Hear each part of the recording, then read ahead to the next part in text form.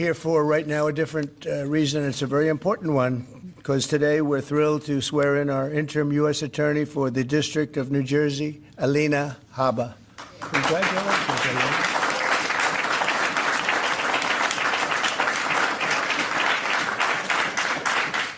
And I want to just congratulate, along with your husband, Greg, and your children, your wonderful parents who I've gotten to know over the years, great parents and a great family, so congratulations. And to Luke, Chloe, and Parker, that's great. You're proud, right, of your father and your mother, right?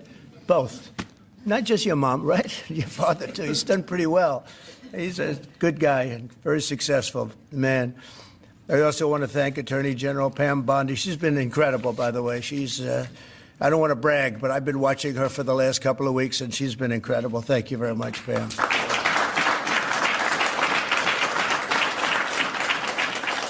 And a couple of others who have been really outstanding. Secretary of Commerce Howard Lutnick. Thank you, Howard. Thank you very much.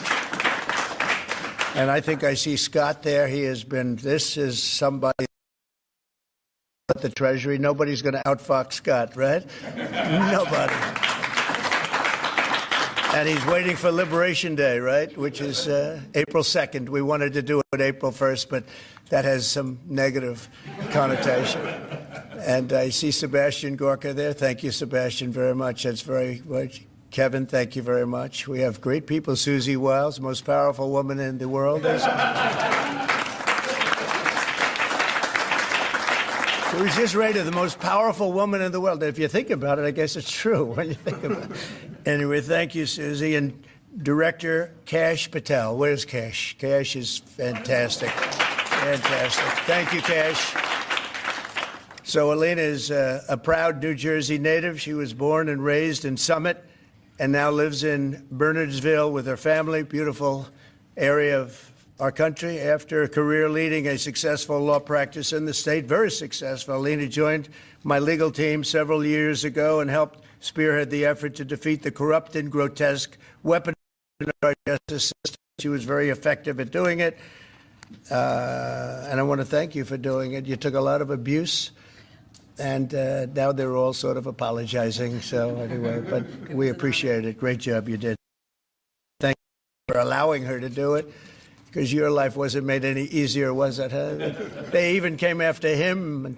They didn't come after the kids. They would have waited about a year or two. You're very lucky. You're very lucky. But through her work, Alina became a nationally recognized warrior for the fair, equal, and impartial rule of law. She also serves as a key member of my successful 2024 campaign for president. You saw her doing a lot of explaining and doing it very well. And upon my inauguration, she joined the White House as senior staff.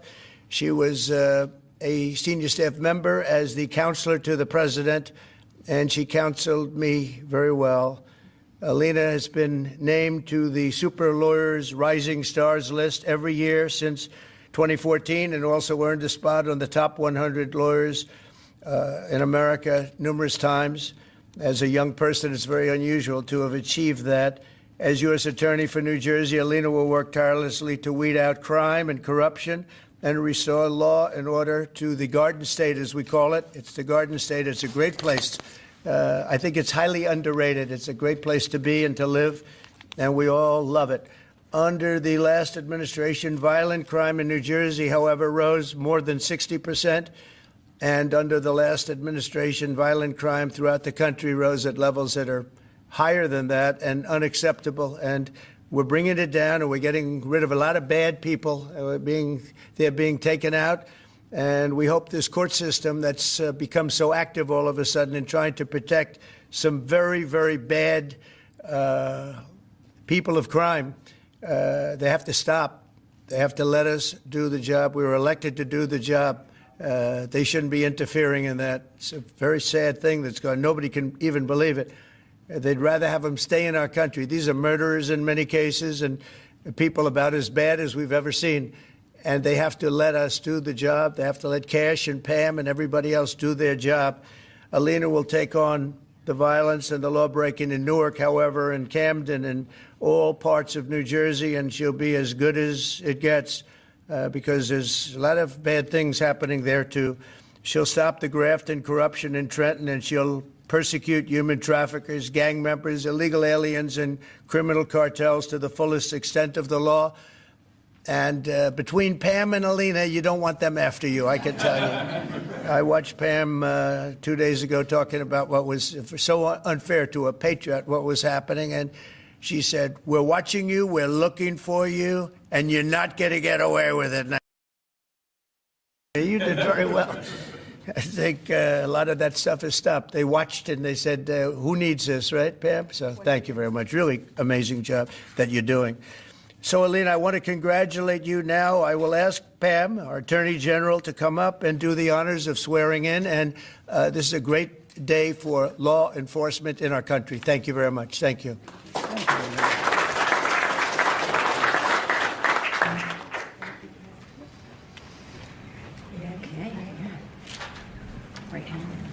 Place your left hand on the Bible, all right, and raise your right hand.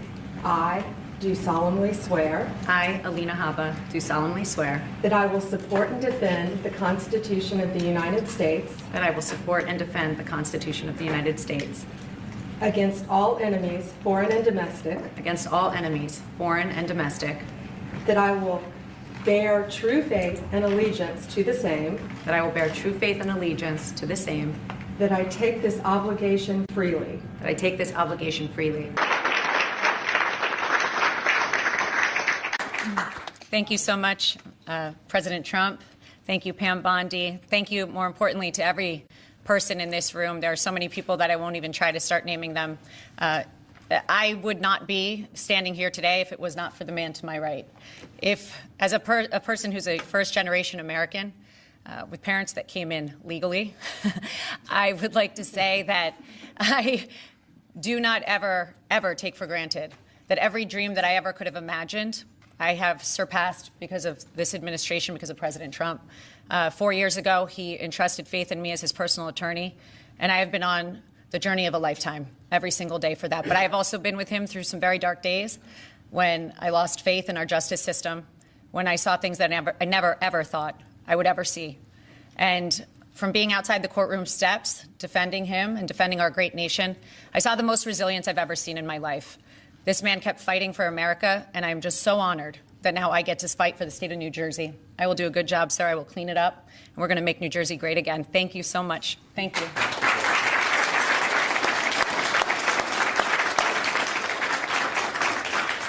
Thank you very much.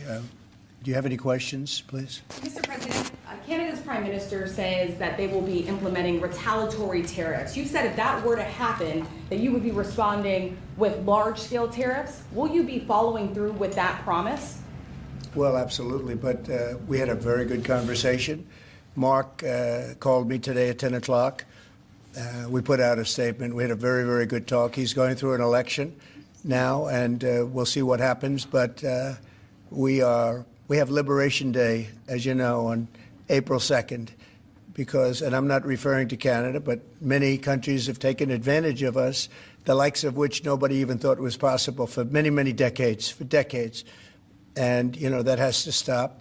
We're going to end up with a very good relationship with Canada and a lot of the other countries. Some we probably won't. It won't be so pleasant, but I think most countries are agreeing with me. They actually, many of them have actually apologized. They said, look, we have taken advantage. And I don't blame them as much as I blame the people that stood, in this case I can say the men, because so far they've been all men, haven't they? But the men that sat right there and behind the Resolute desk, mostly the Resolute desk, you know.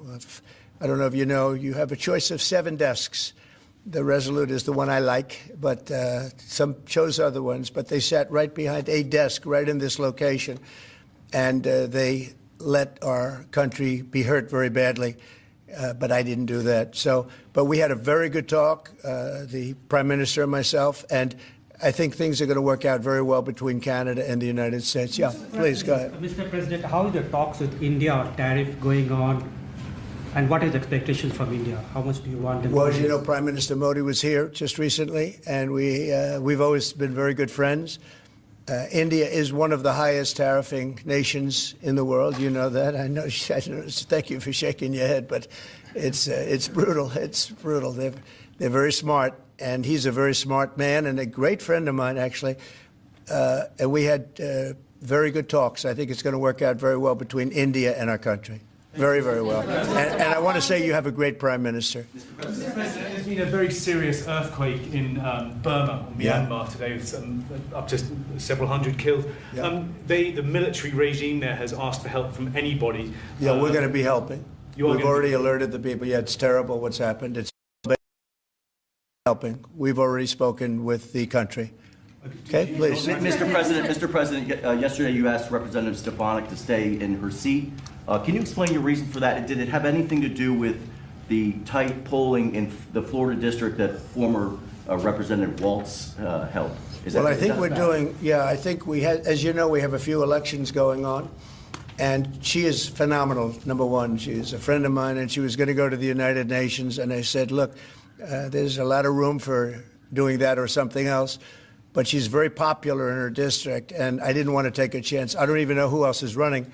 I assume somebody else would have been running. But if she runs, she can't be, you never want to say can't be beaten, but I think can't be beaten. She's very, very well-liked and very smart. And I said, Lise, would you do me a favor? We cannot take a chance. We have a slim margin. We don't want to take any chances. We don't want to experiment. And she polls like I do. I won her district, as you know, by a lot of points. And she also does very well there. When it comes to Florida, you have two races, and they seem to be good. It's a Trump plus 32 area. The one thing is they're spending like $12 million, and our candidate doesn't have that kind of money, spending much less than that, like maybe 1/12, about $1 million, a little bit more than $1 million. So the airwaves are blanketed, and you never know what happens in a case like that. I won it by 32 points, and it's very, very strong. It used to be Democrat, but when I came along, they liked me for whatever reason. You'll have to explain that, but they liked me, and we're way up. But you don't know what happened. Second district, who seems to be in pretty good shape, but likewise, he's being outspent about 5-1. So we don't want to take any chances. So I went to Elise and I said, Elise, do you mind? Very highly rated person, you know, she was a real leader. And she will be again. I spoke with Mike Johnson. They're going to put her in a high leadership position. But will you mind staying in Congress? Because we don't want to take any chances. And it's as simple as that. It's basic politics. It's politics 101. She's very popular. She's going to win. And somebody else will probably win, too, because we did very well there. I did very well there. But the word probably is no good. So I really appreciate her doing it. She's doing me a big favor when she does it, because she was all set to go to the United Nations, and she would have dealt with Putin and Zelensky and everybody else, and she would have been very effective. But we really don't want to take any chances because it is tight. Mr. President, Go ahead, please. Thank you, sir. You and your team apprehended a top 3 leader in the violent gang MS-13 yesterday, just 30 minutes outside of Washington, D.C. What has made you and your team so effective in finding, locating, apprehending, and deporting these violent, illegal migrants? I love this guy. I wish more people would ask questions like that. But thank you. That's very nice. I appreciate it. And they have been. All you're doing is being fair with you when you ask a question in that way. Pam Bondi and Kash Patel and all of the rest of law enforcement. And I think we have to include ICE and Border Patrol, you know, Paul of Border Patrol, the whole group from Border Patrol. They're so incredible, and it's, you know, dangerous stuff, hard stuff, and it's really an unforced error, because these people were allowed into this country. They shouldn't have been in this country. They would have never been in this country. We're getting rid of some of the worst criminals in the world. They came out of jails and mental institutions from all over the world. But Pam and the whole group, and Kash, who's here, and it's so good to have him. I see him all over. He's working 24 hours a day, but the job they've done is incredible.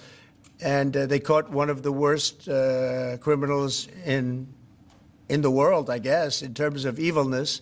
You don't get any worse than the MS-13 guys and the Tren de Aragua guys. It's you could flip a coin. It's a rough group. And, you know, the big thing is they have to be able to do their job. I know I was watching it on television like you, and I saw the the home that he lived in a good area, but boy, they had a lot of weaponry in there, right? Highly sophisticated, really brutal stuff. So I appreciate the question, and I just want to thank Cash and Pam and the whole group for doing a fantastic, and the local law enforcement who's been so terrific, even first responders. So I want to thank everybody, and thank you very much.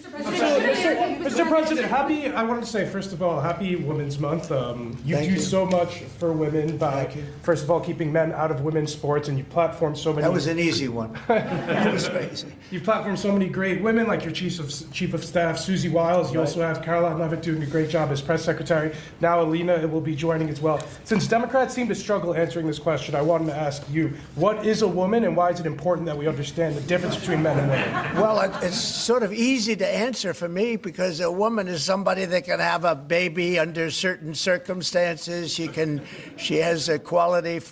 A woman is a person who's much smarter than a man, I've always found. A woman is a person that doesn't give a man even a chance of success. And a woman's a person that in many cases has been treated very badly, because I think that what happens with this crazy issue of men being able to play in women's sports is just ridiculous and very unfair to women and very demeaning to women. And that's got to be about a 94%. I read today it was a 94% issue. And I watched the other day, a congressman, a Democrat congressman, fighting for the fact that men should be allowed to compete essentially in women's sports. And I say, I hope they keep that going, because they'll never win another election. That's a big deal. But women are basically incredible people, do so much for our country, and we love our women, and we're going to take care of our women. Yeah. Mr. President, what was your reason for pardoning Trevor Milton? Highly recommended by many people, that was taken advantage of. He did a business deal like in Utah, as I have it. And I think he was exonerated, and then they brought him into New York, where he had a rough road. I mean, he was exonerated. It was a big celebration.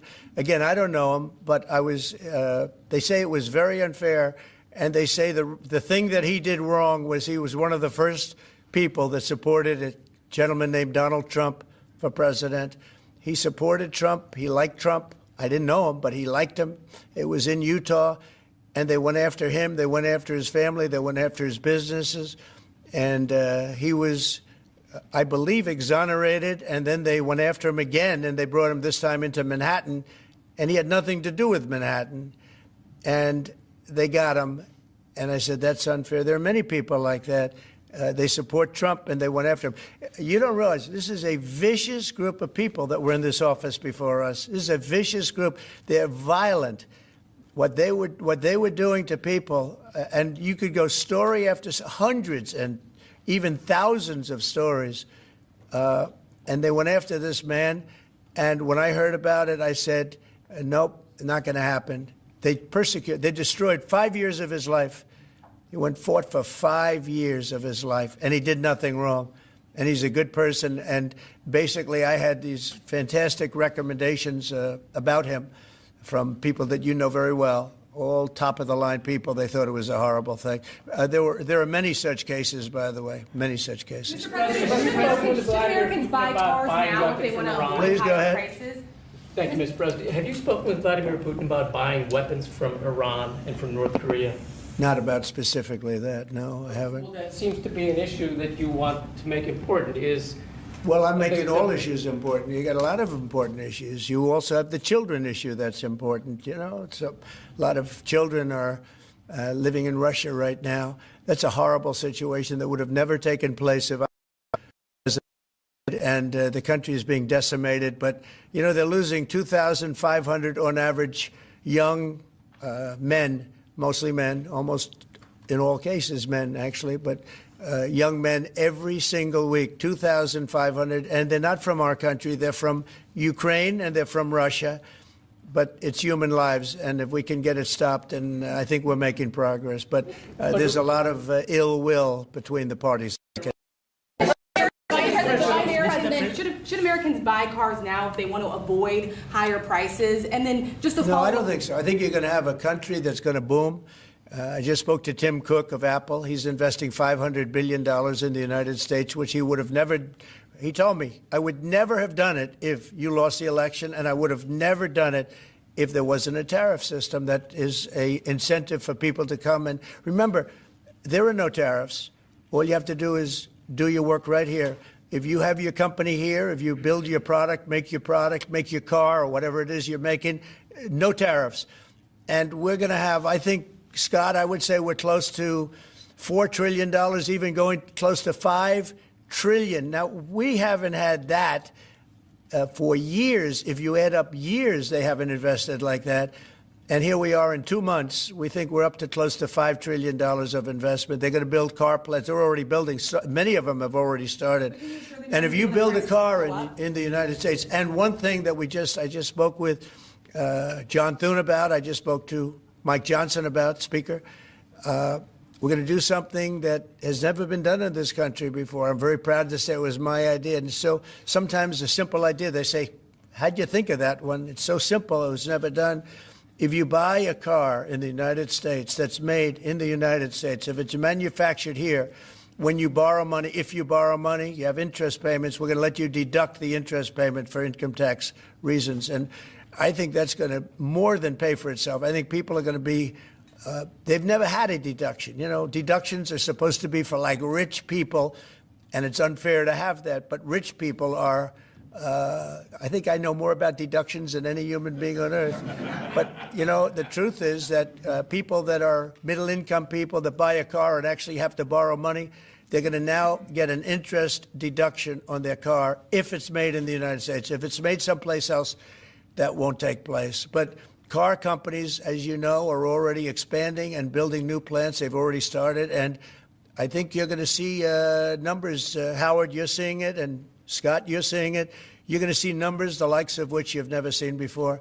Yeah, please go ahead. The vice president is in Greenland right now. Do you have plans to expand U.S. military presence in Greenland? Is that We get along very well with Greenland. We get along very well with Denmark. We've always had a good relationship. Denmark does a lot of business in the United States. We don't do so much there, but they do a lot of business in the United States. And I think they want to see, I think everybody wants to see that work out. We need Greenland, very importantly, for international security. We have to have Greenland. It's not a question of, do you think we can do without it? We can't. If you look at Greenland right now, if you look at the waterways, you have Chinese and Russian ships all over the place. And we're not going to be able to do that. We're not relying on Denmark or anybody else to take care of that situation. And we're not talking about peace for the United States. We're talking about world peace. We're talking about international security. And right now, you look at it, you have warships all over the place going through right along Greenland. We're not going to let that happen. We cannot let that happen. Or if it's going to happen, we have to be protective of our country. And more important, really protection not only of our country, of the world. So Greenland is very important. In modern day weaponry makes Greenland 100 years ago, less so. But also, Would you like to visit Greenland? if you notice also some of those, you could call them roadways, okay? They're water roadways. But some of those areas are opening up, and they're opening up icebreakers out there. They're opening them, and by just nature, they're opening them, and they're headed right into China, right into Russia. And we have no choice. The answer is he's there with his wonderful wife, Usha. They're there right now. They landed a couple of hours. They will represent us well. But Greenland's very important for the peace of the world. Iranian drones are attacking and killing Ukrainians every day. Why aren't you doing something about that? Well, we're going to see what happens with that. I'm getting reports on that, and we're looking at a report. You're right. They make a lot of drones. Iran makes a lot of drones. They make very effective drones, too. They do very effectively at some things, but Iran is very high on my list of things to watch. And as you probably know, I sent them a letter just recently. And I said, you're going to have to make a decision one way or the other. And we're going to either have to talk and talk it out, or very bad things are going to happen to Iran. And I don't want that to happen. big preference, and I don't say this through strength or weakness, my big preference is we work it out with Iran. But if we don't work it out, bad things are going to happen to Iran. Okay, thank you very much, everybody. Thank you. Guys, let's go. Come on, guys. Thank you, everyone. Thank you, guys. Thank you, everyone. Quickly, Thank you, everybody. Thank you. What we're here for right now, a different reason. It's a very important one, because today we're thrilled to swear in our interim U.S. Attorney for the District of New Jersey, Alina Habba. Congratulations, Alina.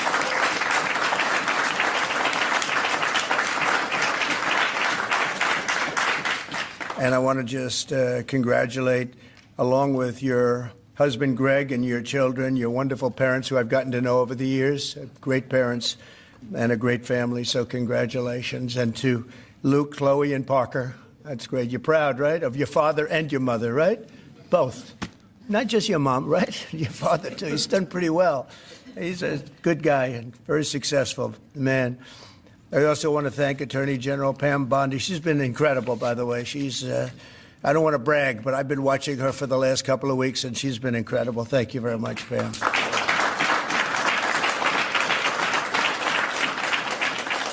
And a couple of others who have been really outstanding. Secretary of Commerce Howard Lutnick. Thank you, Howard. Thank you very much. And I think I see Scott there. He has been, this is somebody at the Treasury. Nobody's going to outfox Scott.